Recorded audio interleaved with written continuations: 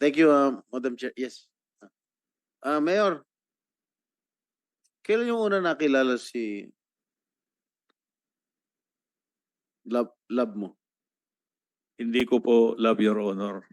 Hindi ko po love your honor. Hindi ko po love your honor.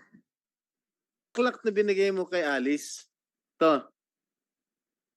Opo, your honor. Tapos, na-receive niya. Pareho.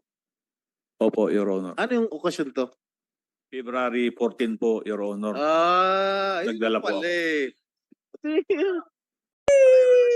February 14 mo pa binigay Ay, sana Wala po, all. your honor. Yan po po ako ng imbitasyon po doon po sa Kasalang Bayan. At siyempre po, your honor, mayor din po yung pagbibigyan ko. Kaya po, binigyan ko rin po ng maayos po na bulaklak.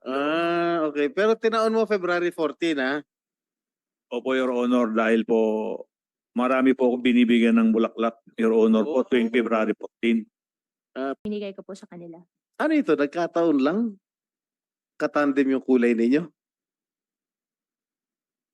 Your honor, yung pong pink para po sa mga babae Oo po. nga.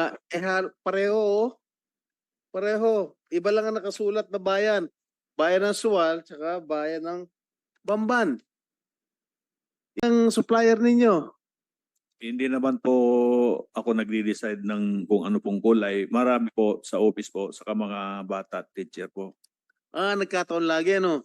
Pati yung couple shirts ninyo, nagkataon din. Na-flash na. Oh. Tama? Opo, your honor, nagkataon. Nagkataon din? Nagkataon? Opo, your honor. Okay. Iba lang ang nakasulat na bayan. Bayan ng Suwal, tsaka bayan ng Bamban. Isa lang ang supplier ninyo. Hindi naman po ako nagde-decide ng kung ano pong kulay. Marami po sa office po, saka mga bata at teacher po. Nagkataon lagi, no? Pati yung couple shirts ninyo, nagkataon din.